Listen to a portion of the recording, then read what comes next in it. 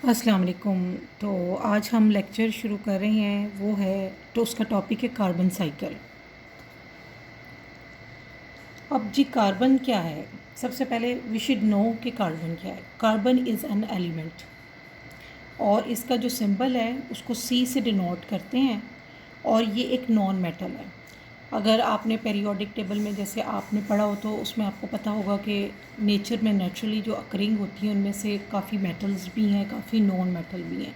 लेकिन जो कार्बन एक ऐसा एलिमेंट है जो नॉन मेटल्स के अंडर आता है और ये बहुत इम्पॉर्टेंट एलिमेंट है। क्यों इम्पॉर्टेंट एलिमेंट है, आपको इसकी अहमियत का पता आगे बायोलॉजी में आप बहुत सारी चीज़ें ऐसी पढ़ोगे जिनमें कार्बन होती है। इसको मैं स्टेप बाय स्टेप एक्सप्लेन करती हूँ, लेकिन सबसे पहले एक जनरल फॉर्म में आ जाते हैं कि ये जो डायमंड्स होते हैं वो भी कार्बन की एक फॉर्म है। हालांकि जो डायमंड है वो बहुत सख्त है, जबकि ग्रेफाइट जो होता है वो नॉर्मली जो होता है वो सॉफ्ट होता है। तो डायमंड और ग्रेफाइट जो होती है बेसिकली फॉर्म होती है कार्बन की। लेकिन अब ये फॉर एग्ज़ाम्पल का ग्रेफाइट की मैं एग्ज़ाम्पल आपको यहाँ से देती हूँ कि जो डेली हम लोग पेंसिल्स यूज़ करते हैं, the pencils we use are made up of graphite. तो वो बहुत सॉफ्ट होता है, जबकि डायमंड का कहते हैं कि वो वन ऑफ द हार्डेस्ट है, उसको ब्रेक करना भी काफ़ी मुश्किल है। तो अब लेकिन दोनों जो है वो फॉर्म है कार्बन की। लेकिन अब बेसिकली ठीक है, these are useful element in forms of diamond की फॉर्म में भी ये हमारे लिए यूज़फुल है, ग्रेफाइट की फॉर्म में भी ये हमारे लिए यूज़फुल है। लेकिन लिविंग ऑर्गेनिजम्स को या ख़ास तौर पे हम जो बायोलॉजी में इस चीज़ को कार्बन को डिस्कस करते हैं तो हम बेसिकली हमें ये ऐसा नहीं है कि हमारी बिल्कुल डायमंड की ग्रेफाइट के बगैर बिल्कुल भी सर्वाइवल नहीं है। लेकिन अब हम कार्बन को इस फॉर्म में इसके यूजेस देखेंगे या इसके देखेंगे कि किन किन फॉर्म्स में ये लिविंग ऑर्गेनिजम्स के लिए यूज़फुल होता है। तो कार्बन जो है वो बेसिकली एक एलिमेंट है, लेकिन ये बहुत सारे जब कंपाउंड्स की फॉर्म में होता है। कंपाउंड क्या होता है? जब दो एलिमेंट्स या दो से ज़्यादा एलिमेंट्स आपस में ज्वाइन होते हैं तो एक कंपाउंड बनता है। तो जब ये कंपाउंड की फॉर्म में दूसरे एलिमेंट्स के साथ मिलता है तो ये हमारे लिए लिविंग ऑर्गेनिजम्स के लिए ये बहुत यूज़फुल होता है। Carbon is a part of many different compounds like makeup cells, cells में भी यूज़ होता है। अब ये कार्बोहाइड्रेट्स, अब क्या ये living organism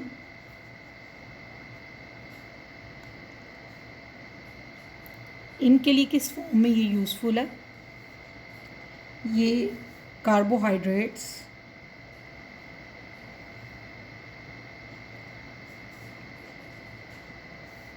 then proteins and fats, इन सब में कार्बन होता है। ठीक है, यहाँ से आपको पता लगेगा कि कितना ज़्यादा इम्पॉर्टेंट है ये चीज़ें लिविंग ऑर्गेनिजम्स के लिए। कार्बोहाइड्रेट्स भी हमारी सर्वाइवल के लिए ये चीज़ें जो होती हैं वो मस्ट हैं। प्रोटीन्स कितना ज़रूरी है, प्रोटीन्स जो होता है वो सेल्स को बिल्टअप करता है। फैट्स कितना इम्पॉर्टेंट है, तो इन सब में कार्बन है। यहाँ से आपको इसकी इम्पोर्टेंस का पता लगता है कि कार्बन कितना ज़्यादा इम्पॉर्टेंट है लिविंग ऑर्गेनिजम्स के लिए। अब होता क्या है, बेसिकली जो नेचुरल प्रोसेसेस होते हैं, हम ज़्यादातर इन सब्सटेंसेस के जो बेस है हमारी, हम किस पे बेसिकली हम डिपेंड कर रहे होते हैं, किस पे हम डिपेंड कर रहे होते हैं? Plants take carbon dioxide. सबसे पहले ये चीज़ शुरू कैसे होती है? प्लांट्स, अब ड्राइंग अगर आपको पसंद ना आए तो I am sorry for that. तो प्लांट्स क्या करते हैं? प्लांट्स जो होते हैं वो एयर से कार्बन डाइऑक्साइड जो है एयर से ये लेते हैं और उसको क्या करते हैं, फोटोसिंथेसिस में इस कार्बन डाइऑक्साइड को यूज़ करते हैं। ठीक है, तो जब ये कार्बन डाइऑक्साइड यूज़ होती है, अब देखिए कार्बन डाइऑक्साइड जो उसने एयर से ली है इसमें भी कार्बन एंड ऑक्सीजन है। जो कार्बन डाइऑक्साइड है इसमें क्या, कार्बन और ऑक्सीजन से मिलके कार्बन डाइऑक्साइड बनी, इसमें भी कार्बन है। ठीक है, अब प्लांट्स इसको फोटोसिंथेसाइज करेंगे और क्या करेंगे, उसके साथ फोटोसिंथेसिस के जो उनके पास रिज़ल्ट आता है क्या बनाते हैं वो प्लांट्स बनाते हैं, कार्बोहाइड्रेट्स बनाते हैं। क्या बनाते हैं? कार्बोहाइड्रेट्स। अब carbon dioxide is a compound that contain carbon atoms combined with oxygen. The carbohydrates in plants contain carbon atoms. They were originally part of the air. अब क्या होता है, प्लांट्स इस कार्बोहाइड्रेट को यूज़ करते हैं to make proteins and fats, and all of these nutrients are compounds that contain carbon atoms. अब plants जो हैं, ये जो कार्बोहाइड्रेट्स बना है, ठीक है, इसको क्या करते हैं, यूज़ करते हैं क्या बनाने के लिए, प्रोटीन्स एंड फैट्स. ठीक है, प्लांट्स ने क्या किया है, एयर से कार्बन डाइऑक्साइड लिया है, फोटोसिंथेसिस हुआ है, फोटोसिंथेसिस के रिजल्ट में कार्बोहाइड्रेट्स बनाए हैं, और ये जो कार्बोहाइड्रेट्स हैं they are used for making proteins and fats.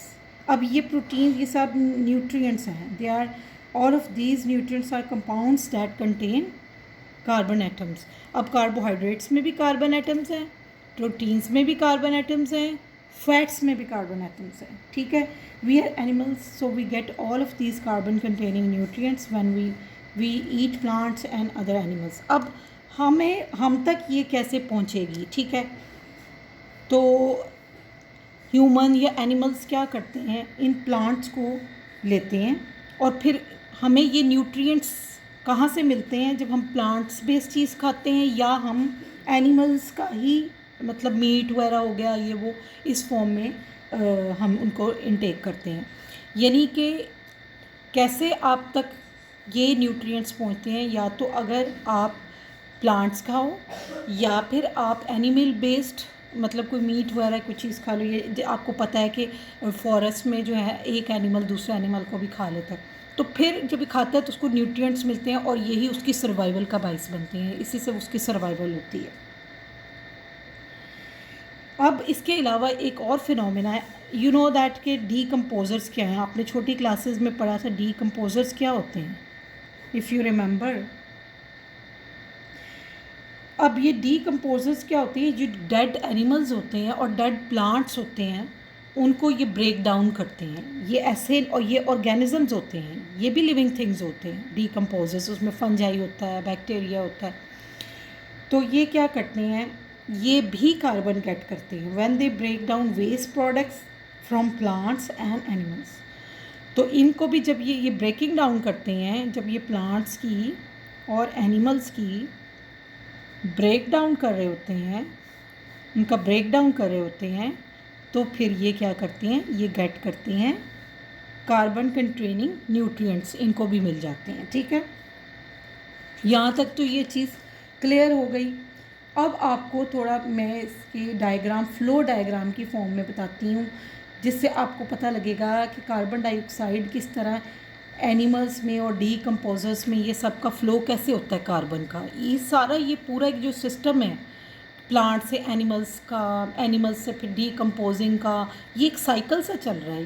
ये एक फ़्लो चार्ट की फॉर्म में मैं आपको एक्सप्लेन करती हूँ, जो आपकी बुक में भी एक्सप्लेन किया गया है. होता क्या, ये स्टार्ट कहाँ से होता है. सबसे पहले जी, कार्बन डाइऑक्साइड इन एयर. ठीक है, पहला स्टेप क्या, कार्बन डाइऑक्साइड कहाँ पे, एयर में. हमें पता है हमारी एयर में कार्बन डाइऑक्साइड भी है. ठीक है, इस एयर को कौन यूज़ करता है, प्लांट. ठीक है, इसको, ये प्लांट है और ये टेक इन करेगा. किस तरह यूज़ करेगा, प्रोसेस कौन सा होगा, फोटो सिंथेसिस. प्रोसेस क्या होगा, फोटोसिंथेसिस के थ्रू प्लांट्स एक carbon dioxide from the air उसको लेंगे और यूज़ करेंगे. अब आपको पता है कि प्लांट्स पे कौन फीड करता है, कौन खाता है प्लांट्स. प्लांट्स एनिमल्स खाती हैं. अब एनिमल, आप एनी एनिमल आप बना सकते हैं. अब मैं यहाँ पे ड्राइंग करने के बजाय वैसे यहाँ पे एनिमल्स लिख लेती हूँ. ठीक है, तो क्या करेंगे, ये एनिमल्स के दरमियान फीडिंग का रिलेशनशिप होगा ना, ये एनिमल्स फीड करते हैं प्लांट्स पे. ठीक है, इसके अलावा एक बात आपने याद रखनी है कि प्लांट्स जो है वो, ये जैसे आपने मशरूम्स पढ़ा है, मशरूम्स जो होते हैं ना, ये भी एक काइंड ऑफ जो है डीकम्पोजर ऑफ फंजी की एक टाइप है. तो कुछ ये भी प्लांट्स जो है उनके लिए भी फीडिंग का बाइस बनते हैं, ठीक है। यानी वो वहाँ से भी फीड लेते हैं, या डीकम्पोज़र प्लांट से भी फीड लेते हैं, और डीकम्पोज़र्स क्या करते हैं, एनिमल से भी फीड लेते हैं अपनी, ठीक है। इनकी फीडिंग किस पे है, डीकम्पोज़र्स की। यहाँ पे डीकम्पोज़र्स मैं लिख देती हूँ, ये ना हो कि आपको समझ ना आए। तो ये डीकम्पोज़र्स एनिमल पे भी फीड कर रहे हैं, फीडिंग एनिमल्स पे भी फीड कर रहे हैं, और ये प्लांट्स पे भी फीड कर रहे हैं, ठीक है। तो अब ये हमारे पास देखो एक पूरा एक फ्लो डायग्राम और चार्ट बन गया है, जो इस पूरे प्रोसेस को समझाने के लिए बड़ा अच्छे तरीके से आप इसको यूज़ कर सकते हो, ठीक है। अब आ जाओ back, returning carbon dioxide to the air. अब ये कि कार्बन डाइऑक्साइड जो है एयर में कैसे वापस जाती है, ज़ाहिर है अभी एयर में भी तो पूरा एक साइकिल चलता है ना। तो अब स्टार्ट कहाँ से हुआ था, एयर से। एयर से ये कहाँ जा रही है, प्लांट्स, प्लांट से कहाँ जा रही है, एनिमल्स, एनिमल्स से कहाँ जा रही है, फिर ये एनिमल्स को दोनों डीकम्पोजर्स दोनों को यूज़ कर रहे हैं। तो ये तो टेक इन की बात होगी ना, कि ये किसका कार्बन का जो है ना साइकिल, ये रिटर्न कैसे होगी, या बैक टू द एयर कैसे जाएगी, उसके लिए एक अलग प्रोसेस तरीके से, एक अलग डायग्राम के थ्रू इसको थोड़ा उन्होंने समझाने की कोशिश की है। थोड़ा सा मैं आपको ये भी बताती हूँ, और थोड़ा सा इसमें कॉन्सेप्ट भी देती हूँ।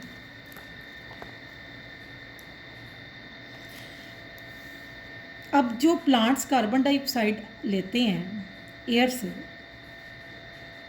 ठीक है, इवेंचुअली ये जो कार्बन डाइऑक्साइड उसने ली है ना, कार्बन डाइऑक्साइड, ये इवेंचुअली कार्बन डाइऑक्साइड वापस एयर में जानी है, तभी ये साइकिल जो है ये चलना है, ठीक है। क्या किया है, प्लांट ने जो कार्बन डाइऑक्साइड एयर से ली है, वो इवेंचुअली ये वापस जानी है एयर में दोबारा, ठीक है। अब ये कब हैपन होता है, जब प्लांट्स और एनिमल रेस्पायर करते हैं। आपको पता है कि रेस्पिरेशन एक प्रोसेस है। रेस्पिरेशन में क्या होता है, बचपन से आप पढ़ते आ रहे हो, आपको पता है कि रेस्पिरेशन में हम कौन सी गैस अपने अंदर इनहेल करते हैं और कौन सी गैस एक्सहेल करते हैं। हम रेस्पिरेशन में ऑक्सीजन जितनी लिविंग थिंग्स हैं लेके जाती हैं, और सिवाय प्लांट्स के, क्योंकि प्लांट्स जो हैं वो यूज़ करते हैं कार्बन डाइऑक्साइड, ठीक है, फोटोसिंथेसिस में करते हैं। लेकिन आपके लिए एक चीज़ ये भी है कि प्लांट्स भी रेस्पायर करते हैं। हर टाइम पे फोटोसिंथेसिस नहीं हो रही होती। आपको पता है कि फोटोसिंथेसिस के लिए सनलाइट होना बहुत ज़रूरी है। डे लाइट में होती है या सनलाइट में मतलब होती है, रोशनी में होती है फोटोसिंथेसिस।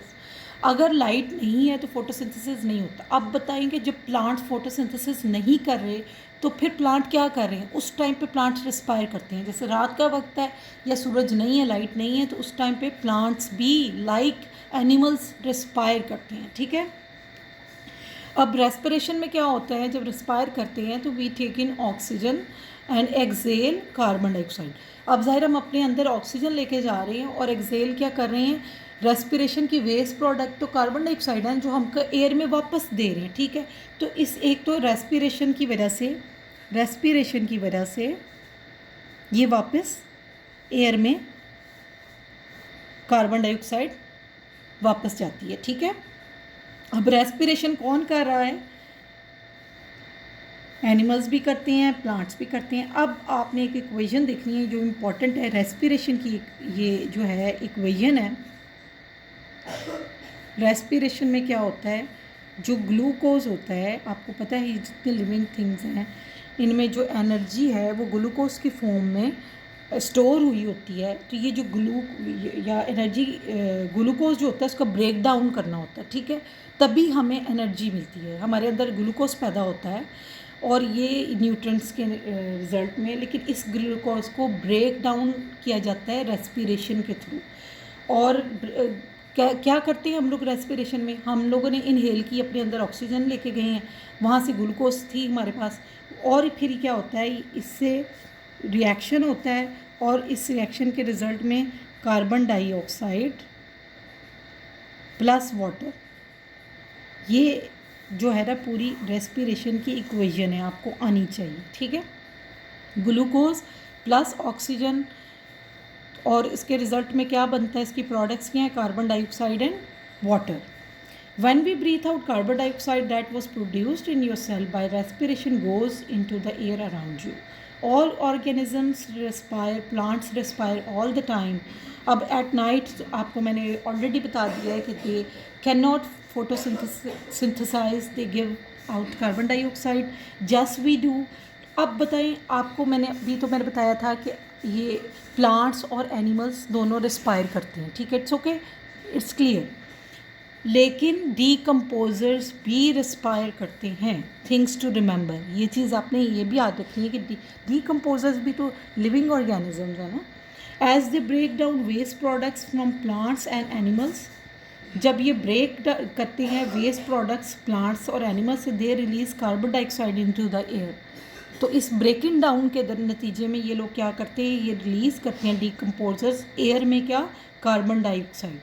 अब इस पूरी चीज़ को इन्होंने एक डायग्राम की मदद से समझाया है कि किस तरह से जो है ये इस कार्बन डाइऑक्साइड वापस एयर में जाती है, ठीक है। तो इसमें फिर अगेन ये ऐसे ही स्टार्ट होगा जैसे पहले था। असल में पिछली ही डायग्राम है, उसमें कुछ चीज़ें ये और ऐड हो जाएंगी, ठीक है। अगर मैं चाहूँ तो अब नई बनाने के बजाय पिछली डायग्राम को अगर यूज़ करूँ या फिर कह लो नीटली आपको दोबारा बना के दे देती हूँ कि ये कार्बन डाइऑक्साइड थी जो कि एयर में थी, ठीक है। यहाँ से स्टार्ट हुआ था ना ये, जैसे वहाँ से ये कहाँ पे इसको किसने यूज़ किया, इसको प्लांट्स ने यूज़ किया, प्लांट्स, ठीक है। ये किसके पास आई, प्लांट्स के पास आ गई, ठीक है। प्लांट्स के पास आ गई, प्लांट्स ने इसके साथ मिलके क्या किए, फोटोसिंथेसिस हुआ इस प्रोसेस में। और प्लांट ने क्या किया कि प्लांट्स ने कार्बोहाइड्रेट्स बनाए, ठीक है।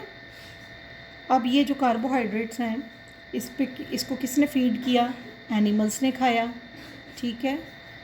उनके लिए फीडिंग प्लांट्स की बाई मतलब प्लांट्स एनिमल्स ने जो प्लांट्स खाए तो उनको ये कार्बोहाइड्रेट्स मिले। और फिर प्लांट्स और एनिमल्स दोनों को किसने फीड मतलब दोनों ने किसको फीड किया, दोनों ने डीकम्पोजर्स को फीड किया। यानी जब डीकम्पोजर्स ने इनका ब्रेक डाउन किया तो फिर ये प्लांट्स और एनिमल्स का ब्रेक डाउन किया और फिर इनके डीकम्पोजर्स के पास भी कार्बोहाइड्रेट्स बने। अब ये फीडिंग कर रहे हैं ना, कौन कर रहा है, डीकम्पोजर इन दोनों को खा रहे हैं, ठीक है। इसलिए यहाँ पे इस प्रोसेस को हम लिख लेंगे फीडिंग और यहाँ पे भी लिख देंगे इस प्रोसेस को हम फीडिंग लिख देंगे, ठीक है। It is clear. ये पिछली जो अभी मैंने आपको बताया था, एक्सप्लेन किया था, ये वही डायग्राम सेम नीट करके मैंने बना दिए, ठीक है। अब नेक्स्ट क्या है जी, अब नेक्स्ट ये है कि रेस्पिरेशन हुई है, इसके बाद अब रेस्पायर कौन कर रहा है, रेस्पायर कर रहा है प्लांट्स भी।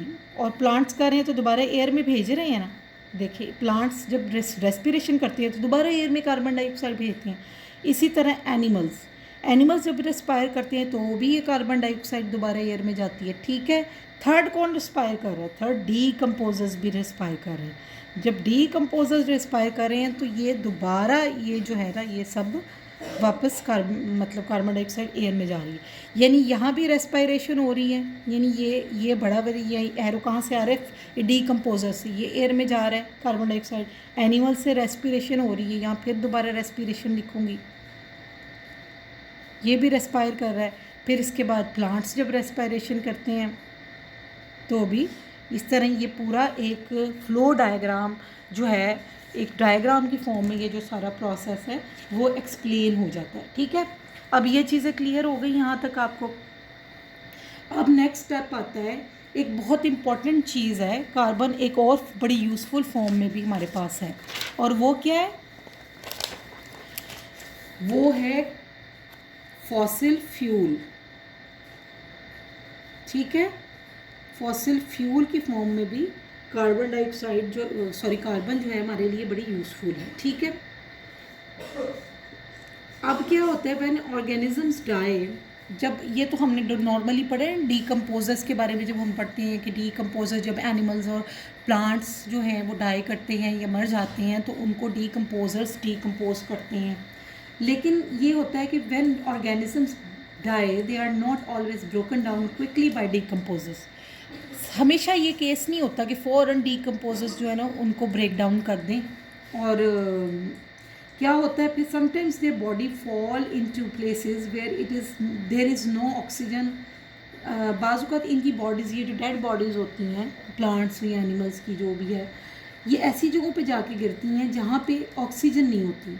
जैसे अगर डीप सी में चले जाओ, बहुत नीचे सी में चले जाओ, तो वहाँ ऑक्सीजन नहीं होती। In these places the decomposers can not respire. अब ज़ाहिर है डीकम्पोजर्स भी रिस्पायर करते हैं, आपने पढ़ा है, पहले आपको बताया है मैंने।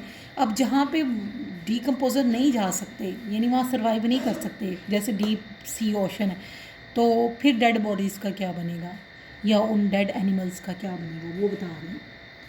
Because there is no enough oxygen for them, instead the organism's body get gradually buried. तो जैसे अगर ओशन है तो वो फिर ऑर्गेनिजम्स की जो बॉडी ग्रेजुअली बरी होती जाती है। As more and more sediments built up on top of them, जब उसके ऊपर बहुत ज़्यादा सेडिमेंट टाइप मतलब बिल्डअप हो जाता है, high pressure and heat changes their remains into fossil fuel. तो फिर क्या होता है, जब उनके ऊपर बहुत प्रेशर आ जाता है ना, बहुत नीचे दब जाते हैं, और हीट भी होती है, आपको पता है, अगर बहुत नीचे दब जाओ प्रेशर भी होता है, तो ये जो है ये किस में चेंज हो जाते हैं, फॉसिल फ्यूल में चेंज हो जाते हैं। अब ये जो फॉसिल फ्यूल है उसकी फॉर्म्स कौन सी हैं वो आपको याद होनी चाहिए, ठीक है। फॉसिल फ्यूल किस फॉर्म में हमारे पास होता है, हमारे पास कोल की फॉर्म में होता है, ठीक है, हमारे पास ऑयल की फॉर्म में होता है, और हमारे पास नेचुरल गैस की फॉर्म में हमारे पास होता है, ठीक है। इन 3 फॉर्म्स में हमारे पास ये फॉसिल फ्यूल होता है, और तीनों फॉर्म्स में ये हमारे लिए बहुत यूज़फुल होता है। Changing dead organisms to fossil fuels take a very long time. अब ये नहीं है कि बस आज एनिमल मरा है या डेड बॉडी पड़ी है, वहाँ तक डीकम्पोजर नहीं पहुँच चुका, तो जी ये 2 दिनों में या 3 दिनों में या कुछ महीनों में या कुछ सालों में ये आपका फॉसिल फ्यूल बन के तैयार हो जाए। That is not the case. इस टाइम के लिए बहुत ज़्यादा लंबा टाइम रिक्वायर्ड होता है। Most of the fossil fuels that we use on earth today were formed hundreds of millions of years ago. यानी जो हम बेसिकली आजकल आज के दौर में हम फॉसिल फ्यूल यूज़ कर रहे हैं, वो चीज़ें थी कि जो animals organisms hundreds of millions of years अगो ये जो बरी हो गए थे, इनसे बना था। तो इसका इतना लंबा टाइम चाहिए होता है इन फॉर्म्स को लेने के लिए। जो ऑयल है, नेचुरल गैस है, कोल है। Oil and natural gas formed when tiny marine organisms died and fell to the sea bed. अब ऑयल और नेचुरल गैस कैसे बनी, ऑयल और नेचुरल गैस कैसे बनती है, ऑयल और नेचुरल गैस ये कैसे बनी है कि जब ये जो मैरीन किसको कहते हैं, समंदर को कहते हैं, तो जब टाइनी जो छोटे छोटे मैरीन एनिमल्स होते हैं ना, जब वो मर जाते हैं, ख़त्म हो जाते हैं, वो सी के बेड पे जा गिरते हैं, यानी फुट उसकी बिल्कुल समंदर का जो होता है ना, बिल्कुल बेड होता है, वहाँ पे जाके गिरते हैं।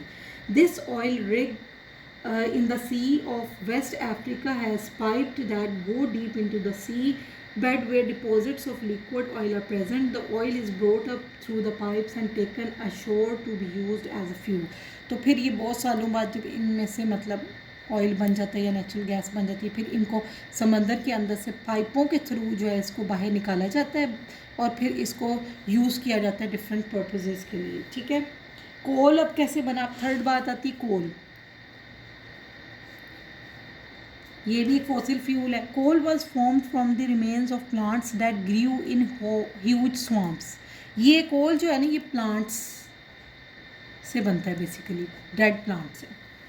जब ये उनके बहुत ज़्यादा स्वाम्प्स, मतलब बहुत ज़्यादा, यानी उनका एक जगह पे इकट्ठा, मतलब प्लांट्स बहुत ज़्यादा उनके रिमेन्स ग्रीव हो गए और ये बरी हो गए कितने मिलियन ईयर्स के, स्लोली ये टर्न हो जाते हैं फिर कोल में।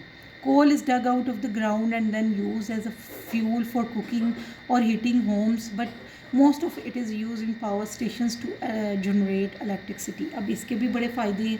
अब कोल को इसको इसी यही है कि फिर इसको निकाला जाता है, इसको डग किया जाता है इसकी, और फिर इसको एज अ फ्यूल यूज़ किया जाता है। कोल को कुकिंग में यूज़ किया जाता है, और इसको इसका दूसरा यूज़ ये कि हमारे हीटिंग होम्स, बहुत सारी कंट्रीज़ में जो है बहुत सर्दी पड़ती है, या जब भी वेदर उनको गर्म रखने के लिए, लेकिन इसका सबसे ज़्यादा यूज़ कहाँ पे अब आजकल हो रहा है, इलेक्ट्रिसिटी जनरेट करने के लिए पावर स्टेशंस में, ठीक है। कोल का सबसे ज़्यादा यूज़ हो रहा है इलेक्ट्रिसिटी जनरेट करने के लिए पावर स्टेशंस में। अब फॉसिल फ्यूल्स कंटेन कार्बन। अब हम सारी बात कर रहे थे फॉसिल फ्यूल को क्यों हमने इतना डिस्कस किया। फॉसिल फ्यूल को इसलिए हमने इतना डिस्कस किया है कि हम ये भी इसमें कार्बन होती है। This came from the carbohydrate fats and proteins in the dead organisms. तो जो डेड ऑर्गेनिजम्स की बॉडी में जो कार्बोहाइड्रेट्स और फैट्स थे और प्रोटीन्स थे उनसे ये जो है ना ये बना है। When we burn a fossil fuel the carbon in it, जब ये क्या है, कोल को बर्न करते हैं, ऑयल को या ऑयल यूज़ होता है, बर्न होता है, या नेचुरल गैस को हम बर्न करते हैं, यूज़ करते हैं, तो क्या होता है इसके अंदर जो कार्बन है ना वो एयर की ऑक्सीजन के साथ रिएक्ट करती है और कार्बन डाइऑक्साइड पैदा होता है, CO2 पैदा होती है, कार्बन डाइऑक्साइड। ठीक है, अब क्या होता है, दिस इज़ कॉल्ड कंबस्चन, और इस प्रोसेस को क्या कहते हैं, कंबस्चन। जब फॉसिल फ्यूल को हम बर्न करते हैं एयर की ऑक्सीजन इसके साथ शामिल होती है और इसको बनता क्या है, कार्बन डाइऑक्साइड बनता है। और इस तरह भी तो ये कार्बन डाइऑक्साइड शामिल हो रही है ना दोबारा एयर में। अब ये जो जैसे जैसे कार्बन की वापसी कैसे हुई है भाई कार्बन की, तो ये इस तरह फॉसिल फ्यूल भी जब बर्न होते हैं तो एयर में कार्बन डाइऑक्साइड वापस जाती है। ठीक है, we add the formation and combustion of fossil fuels to the flow diagram. This diagram is called the carbon cycle. तो अब मैं मज़ीद बजाय डायग्राम दोबारा बनाने का आपको उसी डायग्राम में से समझा देती हूँ। अब तो मैंने आपको 2 स्टेप्स में डायग्राम पहले समझा दी थी ना, लेकिन अब हमने ये भी बताना है कि कंबस्शन के थ्रू एक प्रोसेस कंबस्शन भी होता है जो कि मैंने बताया दी फॉसिल फ्यूल के बर्न करने की वजह से होता है, उससे दोबारा एयर में कार्बन डाइऑक्साइड वापस कैसे जाती है। अब वो इसी बाकी वही ये सारी डायग्राम रहेगी, लेकिन क्या होगा कि फॉसिल फ्यूल कैसे बनेगा, फॉसिल फ्यूल बनेगा एनिमल्स, डेड एनिमल्स से बनेगा। ठीक है, और डेड प्लांट से बनेगा, इसलिए दोनों एरो इस तरफ जा रहे हैं फॉसिल फ्यूल्स की तरफ। पहले तो फॉसिल फ्यूल बनेगा कैसे, ठीक है, उसके बाद फॉसिल फ्यूल बन गया, ये बहुत स्लो फॉर्मेशन होती है, मैंने आपको बताया था कि फॉसिल फ्यूल बनना एक बहुत लंबा प्रोसेस होता है। और जब ये बर्न होगा तो उस बर्न के प्रोसेस को कंबस्चन कहते हैं, और फिर ये दोबारा कार्बन डाइऑक्साइड एयर में जाएगी। अब ये it's a complete diagram of carbon flow जो कि मैंने स्टेप 1 से लेके अब स्टेप लास्ट जो स्टेप है जिसमें इंक्लूडेड था फॉसिल फ्यूल की बर्निंग एंड कंबस्चन और उसके थ्रू भी। अब आपको क्या पता लगा है कि किस तरह वापस कार्बन डाइऑक्साइड वापस जा रही है एयर में, एयर रेस्पिरेशन के थ्रू जा रही है जो प्लांट्स और एनिमल्स कर रहे हैं, डिकम्पोजर जो रिस्पायर कर रहे हैं उनके थ्रू जा रही है, और फिर जो फॉसिल फ्यूल बर्न हो रहा है उसमें भी कार्बन डाइऑक्साइड वापस एयर में जा रही है। तो ये था कार्बन साइकिल, इस चैप्टर में यही एक्सप्लेन किया है। I hope you will find it useful. इसको थोड़ा सा रीड करें, उसको थोड़ा समझने की कोशिश करें।